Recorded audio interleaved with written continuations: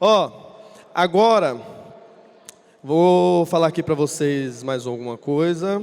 Nós vamos ter um intervalozinho daqui a pouco, depois ainda vai ter uma palestrazinha bem legal para dar continuidade, né? Aqui, tá tudo certo então eu queria convidar aqui ao palco, nós vamos falar, tem um painel agora muito interessante, um assunto aí que está sendo discutido aí bastante. Olha o aplicativo aqui, ó, pra vocês baixarem. Painel ESG, responsabilidade social, é para todos os tipos de empresa. E eu queria convidar aqui para essa discussão 3 profissionais maravilhosos que já estão ali. Eu queria convidar aqui Andréa Rissardo, ela que é sócia-diretora na Carlotas Arte e Cultura, Eliezer Pereira, educador social e produtor cultural, e Jéssica Martinez, que é ESG daqui na Local Web Company. Uma salva de palmas, minha gente, para eles. Venha, tudo bom? E aí? Queridão. Isso. Vou deixar com vocês. Joguem duro aí, viu? Ok. Boa tarde, pessoal. Obrigada pela presença de todas as pessoas aqui. Obrigada pela Local Web, o convite. Prazer e honra dividir com vocês. Bom, sou a Andréa, de Carlotas. Antes da gente passar aqui a palavra e se aprofundar sobre o tema, eu acho que falar de ESG é importante a gente trazer um conceito central e colocar todo mundo um pouco na mesma página, né? Tenho circulado por muitos ambientes, empresas de diferentes segmentos e portes, e é sempre um tabu. O que mudou? O que é, afinal?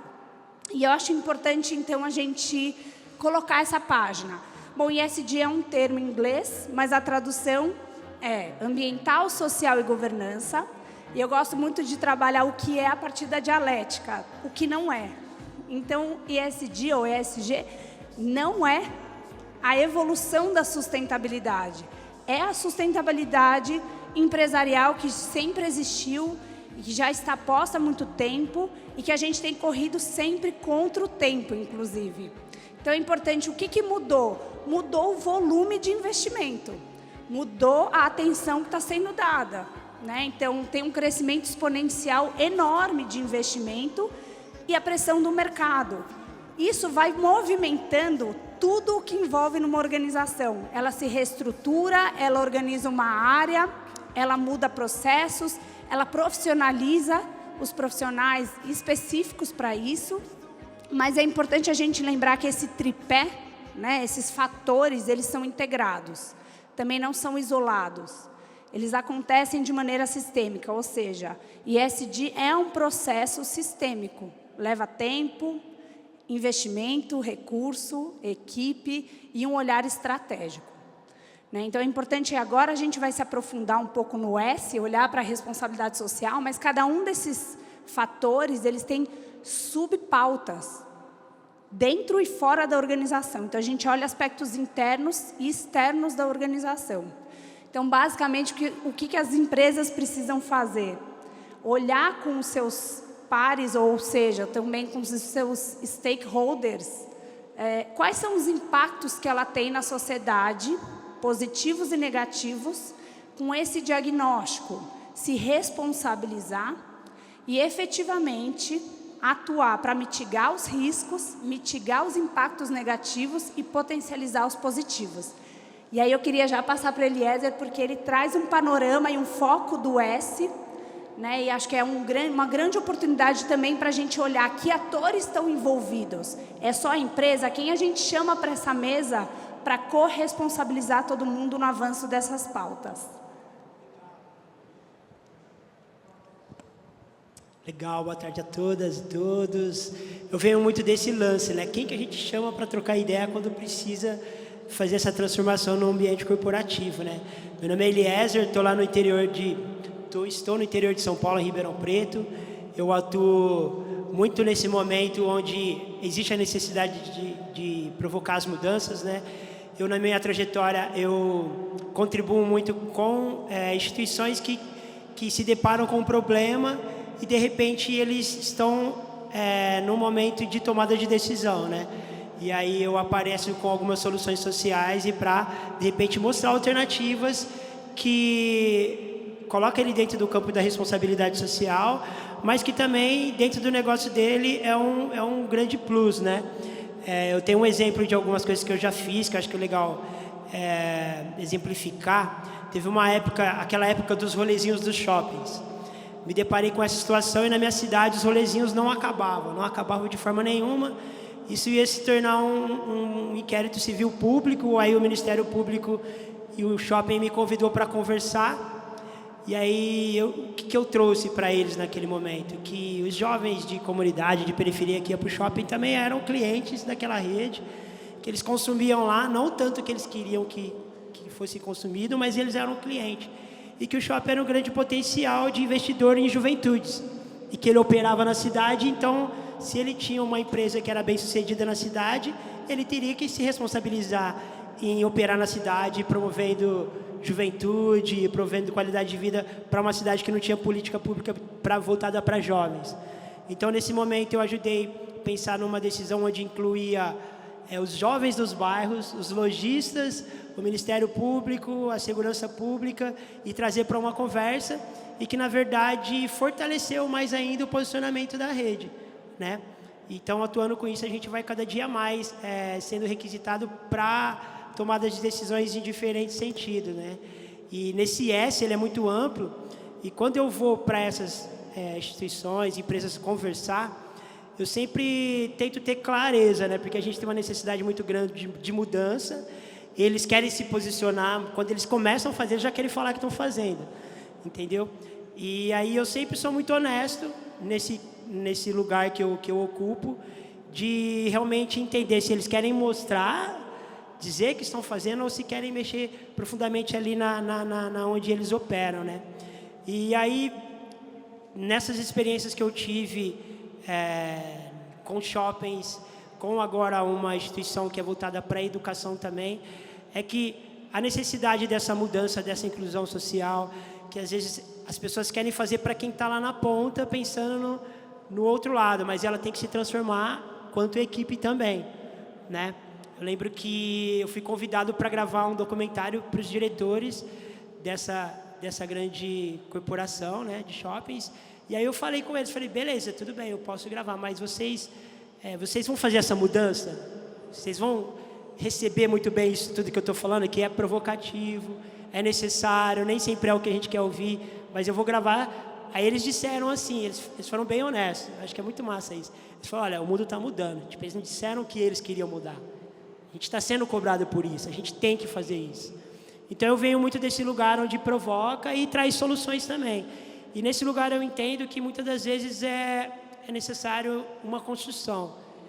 É emergencial trabalhar o S dentro dessa questão, mas a gente tem que construir momentos e construir diálogos para que essa mudança ocorra, né?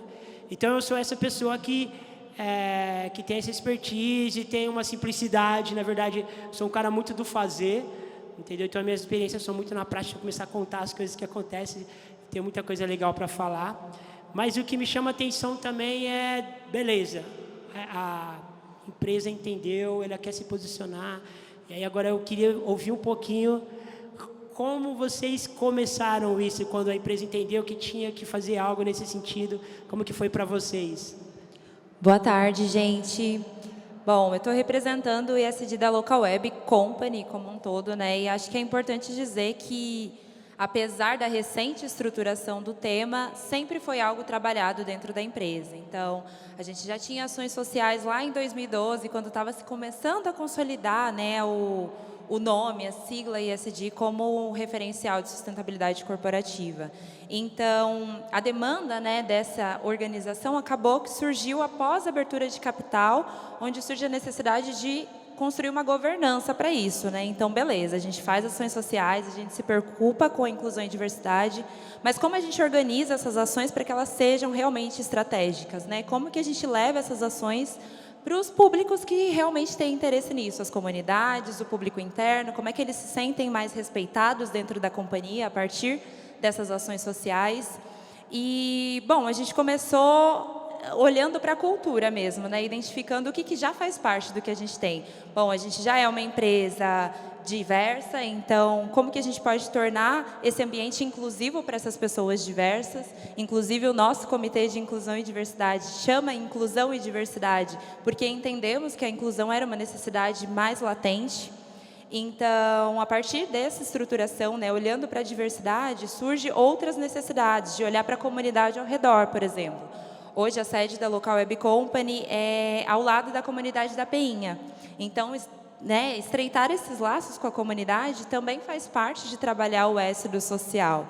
Então, quando a gente fala de estrutura, né, pensando na companhia, hoje a gente trabalha inclusão e diversidade, pensando para o público interno e externo, ações sociais pontuais, como doações de roupa, cesta básica. Durante a pandemia, ajudamos na doação de vacinas da gripe também, para a comunidade.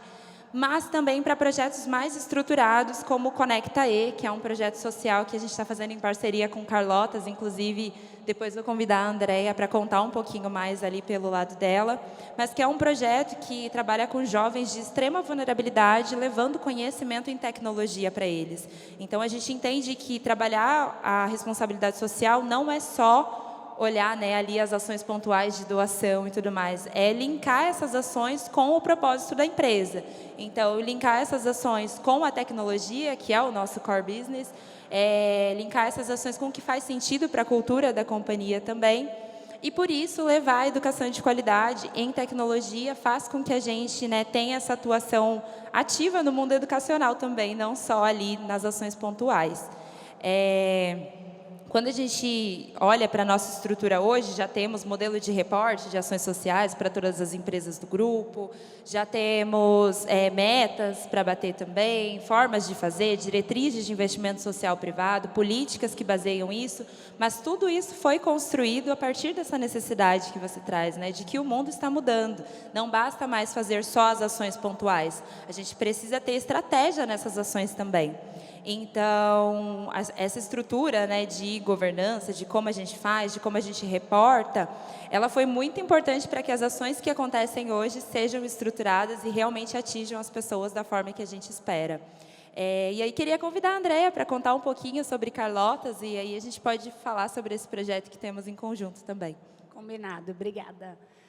Bom, Carlotas é uma empresa com propósito social, não é uma organização social, né, uma ONG, e a gente acredita muito no poder transformador das relações. Então, a nossa missão é olhar e cuidar dessas relações, azeitar essas relações com diferentes públicos, né, muito nesse expertise que você traz, entender quais são os objetivos e expectativas de todas as partes e unir algo que faça sentido no coletivo.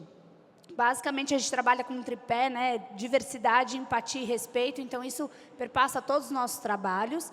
E acho que um ponto importante quando a gente fala de boas práticas é a solidez disso, né? Então, a gente busca certificações e participar de núcleos importantes e relevantes de boas práticas, como o Pacto Global da ONU, a nossa Carta Compromisso do EPS ONU Mulheres. A gente tem a certificação do Sistema B, que é uma certificação, um sistema global de melhores práticas no Triple Bottom Line, hoje ESG, mas antes, né, o social, o financeiro e ambiental.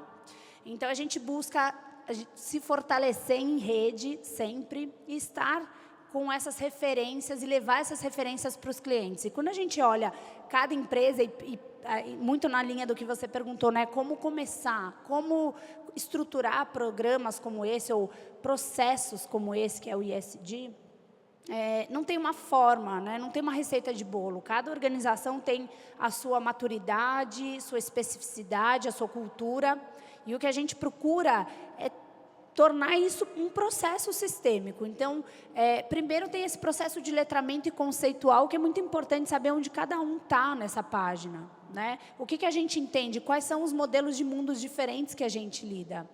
E aí a gente começar a olhar dados. A gente tem dados organizados na empresa, esses dados estão organizados, porque como que a gente vai criar parâmetros se a gente não tem um ponto de partida? Então, essa organização de dados. Depois, a gente revisitar que missão é essa? Qual é o nosso propósito para além do lucro imediato? E o nosso propósito, muito olhando a empresa, olhando onde ela quer estar e como ela quer estar daqui a alguns anos. Porque falar de ESG é falar de perenidade. Né? Então, como que eu estarei até lá? O que eu preciso me organizar? Porque o futuro é plantado a partir das nossas escolhas aqui no presente. Então, isso é muito sério e muito sistêmico mesmo. Depois dessa etapa, a gente começa a estabelecer metas. Que metas são essas quando eu olho os meus compromissos, né, nesse tripé? Quais são essas metas? E depois a minha matriz de materialidade, que é quais são os pontos fundamentais do meu negócio. Então, uma empresa que trabalha com alimentos, com bebida, na matriz de materialidade dela, ela vai ter a água como um recurso primeiro de urgência e fundamental. Quando a gente olha uma empresa financeira, a gente está falando de segurança de banco de dados. Então, a gente precisa ter, com muita clareza, essa matriz de materialidade, entender onde a gente vai focar os nossos esforços e recursos. E aí, depois, a gente estabelece os nossos acompanhamentos nesse processo. Né? Depois de uma meta estabelecida, que grupo? Como vai ser essa governança? Como vai ser esse acompanhamento? Qual é a solidez que eu estou dando para tudo isso? Então, o conselho, eu tenho um conselho olhando esse processo periodicamente, e aí tem as premissas, né? A transparência hoje é algo inegociável. Né? E aí eu estou falando tanto do mercado impulsionando, quanto do investimento e a própria pressão dos outros atores, poder público e comunidade. Né? Então, essas relações transparentes é a base. O respeito, se a gente tivesse essa régua, né? O respeito como base das relações, a gente não estaria nem discutindo todos esses pontos, né? Então, basicamente, a gente faz essa jornada com cada cliente, e tudo é construído com muito cuidado, assim como o Conecta E foi muito olhando todas as pontas, e principalmente, acho que um ponto importante, olhando processo ali, mão na massa mesmo, é ter essas conversas e criar esses processos com um time multidisciplinar e diferentes áreas. Né? Falar dessa responsabilidade desse processo não é uma área, não é sobre uma área. Tem até numa das conferências da ONU, o CEO fez uma piada falando que ele chegou numa organização e falou assim, quem aqui trabalha com sustentabilidade? Aí alguém falou, no terceiro andar.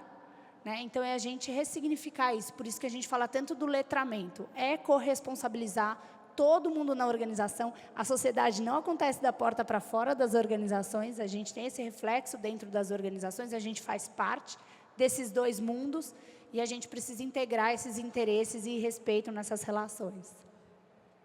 Isso que você falou, Andréia, sobre a sustentabilidade está em todas as áreas, né? É uma complexidade muito grande de trabalhar o tema justamente por isso, né? Porque apesar de ter uma área específica que entende a complexidade e como que isso permeia cada um dos temas, quando você leva para as áreas, acaba que nem todo mundo tem essa mesma visão sistêmica, né? A Raquel Dalache falou sobre visão sistêmica na palestra dela e acho que ESG é basicamente isso, é você conseguir entender como que o ambiental, o social e a governança corporativa são essenciais para o futuro da companhia, da empresa, independente de porte da companhia, né? Porque sem o ambiental, sem a gente olhar para o nosso impacto ambiental, para fábricas, por exemplo, né, que tem um grande impacto ambiental, sem olhar para o social, então, principalmente em ramos, né, que tem uma hegemonia masculina, branca, é importante você entender como e qual é o papel da sua empresa nisso, né? E para isso você envolve diversas áreas. Nos projetos que a gente tem em parceria ali com Carlotas e tal, envolve várias áreas de gestão da companhia, envolve várias pessoas em vários níveis, passa por vários níveis, como jurídico, relações com investidores e muito mais, né? Então acaba que a visão sistêmica é o primeiro passo, é você olhar para a sua empresa, independente do ramo de atuação, conseguir enxergar nela onde está cada um desses impactos, né, dos 3 pilares. E, a partir daí, dar o primeiro passo. Porque não tem como você começar o ESG só pelo que é mais legal. Vou fazer projeto social porque é mais legal, é mais fácil. Não faz sentido, precisa fazer sentido, né? Precisa ter a ver com o modelo de negócio e com a situação atual do negócio também. Porque se a gente faz só pelo que está na moda, pela diversidade que está na moda, pelo projeto que está na moda, isso não se sustenta, né? Isso não vai adiante, não mostra o resultado, não atinge as pessoas da forma que a gente gostaria. Então, Acho fundamental essa sua fala, ideia de que tem que estar em todos os setores, tem que estar na cabeça de cada um dos colaboradores que faz parte de uma empresa sustentável. Que, sim, eu faço parte de uma empresa sustentável e isso tem que estar em cada um dos projetos, independente se eles envolvem a área de ESG ou não. Venho muito dessa empresa. Eu estou numa instituição agora que chama Instituto SEB, né? Grupo SEB de Educação. E eles começaram, na verdade, a atuar e a entender que eles tinham uma necessidade de atuação e de mudança a partir do fazer.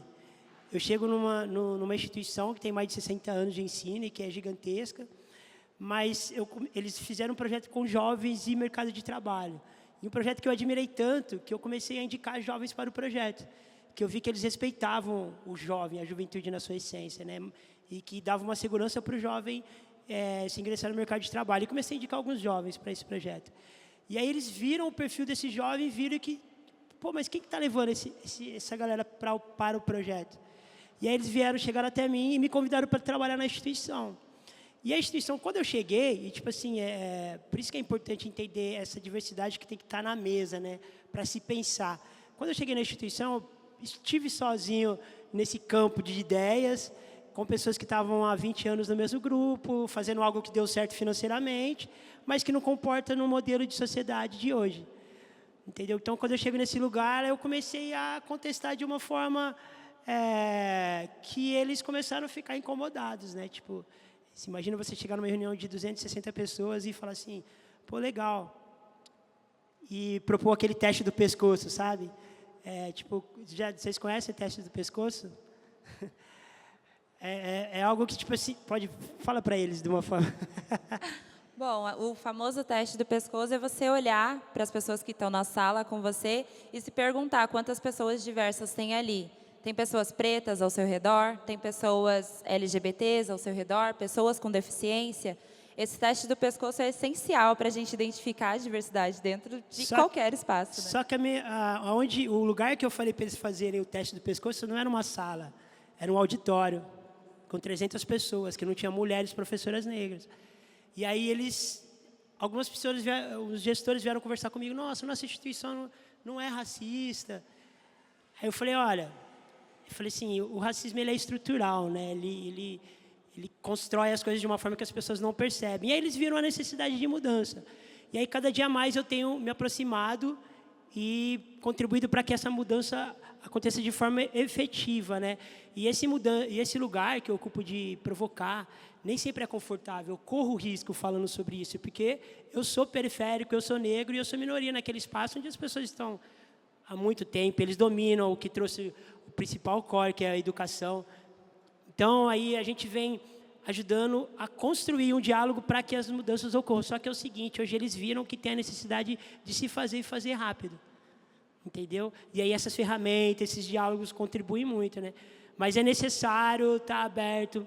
Aí eu sou o cara que tem que fazer as colocações na hora certa, entendeu? Tipo assim, sempre em reuniões, a gente escuta falas equivocadas, pessoas que de repente não compreendem bem e dizem a respeito daquilo, e fala todo tempo, aí você vai falar 2 minutos e é interrompido ainda nos ambientes. E aí, cada dia mais, quando a gente vai se qualificando, e as pessoas vão entendendo o que a gente fala, por mais que eu tenha uma fala simples, por mais que ela vê que essa fala é simples, ela vê que faz sentido, entendeu? A gente tem dados hoje em dia, a gente tem base para falar o que a gente está falando, e eles entendem que existe a necessidade de acontecer essa mudança, entendeu? Aí eu venho muito desse lugar, de ser o cara provocador, mas que ajuda nessa provocação, criar um ambiente confortável para que a mudança ocorra. E um dos nossos projetos agora, que é o maior desejo da instituição, ele chama Abraça uma Escola. A gente tem escolas privadas de diversos padrões, o Grupo SEB ele é enorme, e ele criou um projeto que as escolas master abraçam escolas que estão no IDEB mais baixo da cidade e mais vulneráveis. Para quê? Para que essa desigualdade social se encontre no ambiente da educação, que é um ambiente seguro e que é onde as coisas acontecem é onde acontecem as mudanças, né? Então, como vocês falaram que em cada lugar essa mudança acontece de uma forma. E o que eu tenho presenciado agora nesse momento é esse boom aí. Boa. E acho que eu vou pegar seu gancho, então, e falar um pouco do Conectae, porque eu acho que ele é um bom exemplo para a gente assimilar as siglas mesmo, né? E principalmente o foco no S. Então, o Conectae, ele nasce de uma pesquisa, né? Primeiro, do desejo da empresa em, de verdade, olhar para a diversidade, né? Ter essa diversidade em diferentes dimensões dentro da companhia, olhar, promover a equidade, e aí no aspecto de responsabilidade social, e efetivamente promover a inclusão.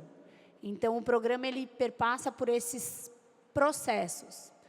E aí foi estudar, né, junto com o Ministério Público, que público é esse, que jovens são esses vulneráveis socioeconomicamente. Porque eu vejo também muito as pessoas vulneráveis, todo mundo aqui é vulnerável, né? Então, acho que é importante a gente limpar esses filtros, né, da nossa cabeça, os vieses, todo mundo tem, isso é da neurociência cognitivo nosso. Mas começou com essa indagação, e aí olhando para esses dados e para essa população de jovens em sistema de acolhimento, que são os antigos abrigos, hoje são SAICAS, casas-lares, e foi importante essa mudança, não só de nome, tá, mas de toda uma estrutura pedagógica e de moradia para essa população. Então, esses jovens, para vocês terem uma ideia, aqui na cidade de São Paulo, cerca de 70%, quando eles passam dos 17 para os 18 anos, eles saem desse sistema de acolhimento e entram para a vara da família. Tá? Então, todos os direitos garantidos do ECA, eles saem automaticamente, inclusive onde eles moram. Então, porque os espaços precisam ter vagas para os outros que estão chegando. Então, é assim, um caos. Bom, eles saem, e o que a Local Web olhou? Bom, vamos olhar para esses jovens, por 70% deles, depois 10% a Secretaria de Assistência Social nem tem mapeamento de onde eles vão parar, 10% com empregos informais e 10% em situação de rua. Tá? Porque, inclusive, sair para uma república jovem não é fácil. O jovem passa por uma entrevista, tem um processo, ele precisa estar estruturado e com emprego para residir numa república jovem. Então, você imagina um jovem sem nenhuma estrutura familiar, aos 17 anos, teoricamente, em alguns casos, com defasagem escolar, por N questões emocionais de estruturação, e aí ele se vê no mercado, sem uma oportunidade de mercado de trabalho. Então, o que a gente precisa olhar? Quais são as defasagens? O que precisa ser, então, trabalhado para a gente garantir essa diversidade aqui dentro, essa representatividade, mas o que eu posso fazer para a gente estruturar isso? E não só o que eu, Local Web, posso fazer. Que atores dentro dessa rede precisam estar na mesa com suas responsabilidades postas para a gente impulsionar e, de verdade, promover a justiça que precisa ser promovida para essa população. Então, o Ministério Público faz parte, todas as instâncias, juíza da vara faz parte, Ministério Público faz parte, os técnicos do sistema de acolhimento faz parte, os próprios SAICAS e os jovens. Então, é um projeto que olha para o jovem como um ser humano, não como um produto que precisa passar por esse formato, precisa passar por uma formação porque a gente acha que precisa. Não, a gente conversa jovem a jovem sobre o projeto, sobre a proposta, sobre o processo que ele precisa passar, inclusive de responsabilidade e compromisso, porque tem uma jornada formativa de 6 meses. Nessa jornada formativa, também é previsto um trabalho, olhando internamente, no voluntariado, desenvolvimento de competências socioemocionais dos funcionários da empresa. Então, eles passam por um processo formativo com a gente e com o Ministério Público para entender que público é esse. Quais são os benefícios que eu também vou ter nessa troca. Não é uma via de uma mão, não. Eu preciso estar aberto para me desenvolver a partir de outras realidades. É aí que a gente olha também a inclusão. A inclusão não é só a gente, eu vou garantir alguns espaços de fala aqui. Não, é efetivamente a gente considerar esses espaços de falas e essas trocas. E aí o voluntário passa por essa jornada formativa, ele vira mentor desses jovens, os jovens caminham nessa jornada junto com uma equipe multidisciplinar. Então, tem o pessoal também da Mais Um Code, que tem essa plataforma de formação em tecnologia. E toda a metodologia é pensada para a gente preparar esse jovem, gerar autonomia e para que a gente amplie as perspectivas de vida dele. Não é definir caminho para ninguém, mas é tornar eles sujeitos da sua história, das suas decisões. E é um trabalho bem cuidadoso, a gente fala minucioso, a gente participa desde a audiência pública, a audiência desses jovens para falar sobre a performance deles dentro desse trabalho. Isso impacta desde guarda de filho, para onde eles vão, se vão ser aceitos em república. Mas é todo um movimento para a gente olhar para essa pauta, e a empresa olha para essa pauta como uma pauta social urgente e como uma pauta estratégica para os negócios. Porque ela está trazendo essa diversidade, ela está promovendo a equidade e, de fato, a inclusão dentro da sua companhia e dentro dos processos. Né? O jovem ele tem voz no projeto, em todos os processos, além de ajudar a gente a afinar o projeto, a falar, olha, isso aqui faz sentido, por aqui não faz sentido, a gente não acha que isso aqui está chato, isso aqui não dialoga com a nossa faixa etária. Então, assim, um bando de figura.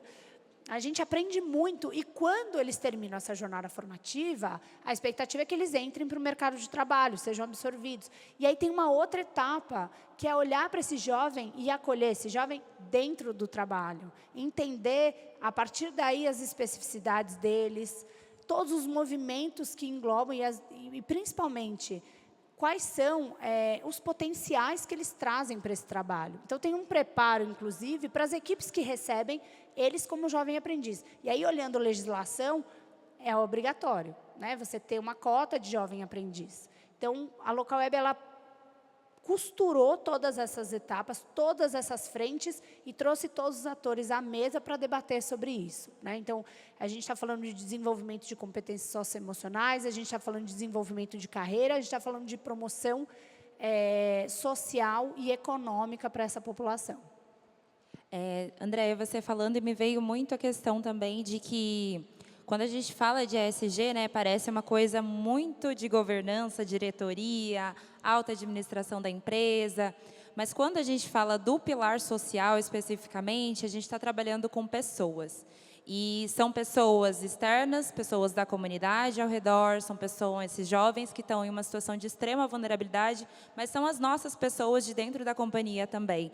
Olhamos para elas com esse olhar humano e acho que é importante que as empresas entendam que isso faz parte do ESG. Cuidado com o colaborador, desenvolver esse colaborador, aceitar quem ele é em sua integral constituição ali, né? Faz parte muito do ESG também, faz parte de uma cultura sustentável. Porque quando as pessoas se sentem confortáveis para ser quem são dentro das empresas, elas são muito mais criativas, produtivas e são elas mesmas e crescem ali, né, dentro do que elas estão capazes de fazer, estão na sua situação de vida.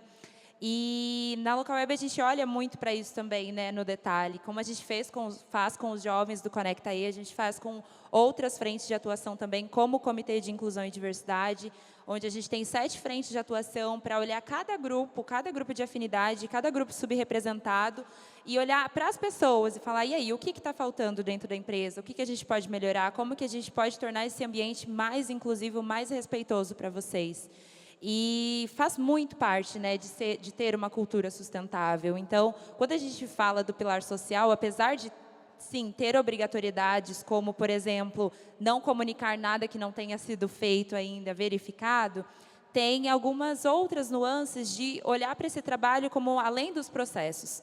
É muito mais do que processos, são pessoas ali. Os jovens do Conecta E, a gente tem uma ficha deles ali e enquanto a gente olha só para a ficha é muito tranquilo, mas quando a gente lembra daquele jovem que fez aquela piada no encontro presencial e que te marcou de uma forma, você lembra que são pessoas, não são processos. E acho que isso é o mais complexo até, né, de você conseguir estruturar esses processos para que eles respeitem as pessoas e ainda assim sejam processos efetivos.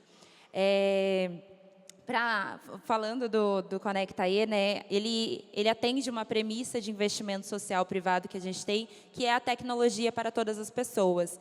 Então, como companhia de tecnologia, entendemos que é necessário levar a tecnologia para todas as pessoas. Assim como a Nina Silva falou ali, que a tecnologia se adapta à necessidade das pessoas, levar essa tecnologia ali é dar oportunidade para esse mercado de trabalho super amplo e que cresce a cada dia, e colocar essas pessoas que antes não teriam essa oportunidade, esses jovens que já vão sair desse abrigo, desse SAICA, com uma extrema vulnerabilidade emocional, né, de não estar ali à própria sorte, mas ter ali pelo menos o conhecimento que foi dado de, olha, eu consigo iniciar uma carreira em tecnologia, eu consigo uma vaga de jovem aprendiz, de assistente, ou qualquer cargo que eu queira em uma empresa de tecnologia, porque eu tive a oportunidade de ter esse estudo de forma gratuita, né? E acho que isso é importante, de entender que essas pessoas são pessoas desde o início da sua formação ali, quando a gente está tentando engajar os jovens do projeto, até a saída deles do projeto também, e ida para o mercado como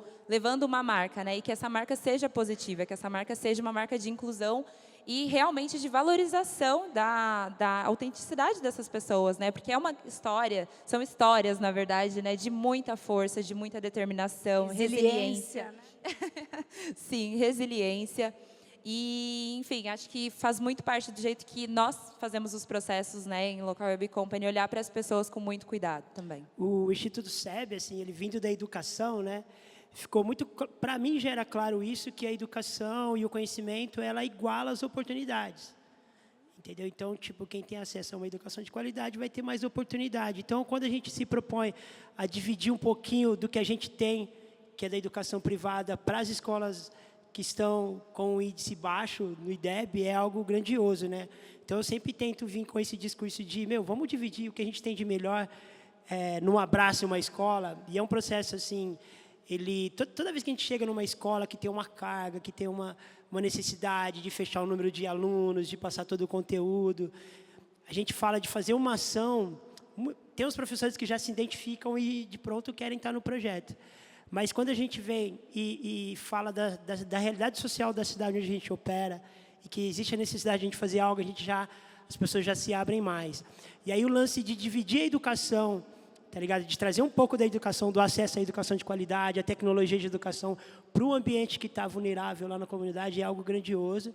E o Instituto SEB vem fazendo isso muito bem. E a ideia agora, como nós operamos no Brasil todo, começamos na nossa cidade, que é a nossa sede do Instituto. Agora a gente está começando em Salvador, que em São Paulo vai ter também, Rio de Janeiro também. E a ideia é que todas as cidades onde a companhia opere, é que tenha um Abraço Uma Escola. É uma escola que tem uma bagagem grande, tem uma estrutura grande, pegando a escola mais vulnerável da cidade e trazendo para dividir um pouquinho do ambiente de educação. Acho que era isso que eu queria contribuir. Eu estou olhando ali, zerou faz um tempinho o nosso cronômetro, mas acho que só para também fechar, quando a gente fala de SD, a gente começou com um conceito, né? Colocando todo mundo na mesma página, mas, basicamente, gente, acho que de mensagens finais, são práticas responsáveis. Falar sobre essa pauta é falar sobre a resiliência da sua empresa no mercado. É um caminho sem volta, os investimentos estão aí, os critérios de concorrência estão aí postos, o mercado está aí regulamentando esses indicadores e definindo quem continua no game e quem não continua. Mas o que a gente, os três especificamente, carregam para essa mensagem é que a gente tem essa transformação, esses valores verdadeiramente no nosso ser. Porque eu acho que é isso que vai garantir que a gente tenha posturas diárias, horárias, de equidade, de diversidade, de inclusão efetiva. Obrigada, viu, gente? Obrigada, gente. Uma salva de palmas. Uma salva de palmas. Obrigado. Parabéns, parabéns. Viu? Obrigado, viu?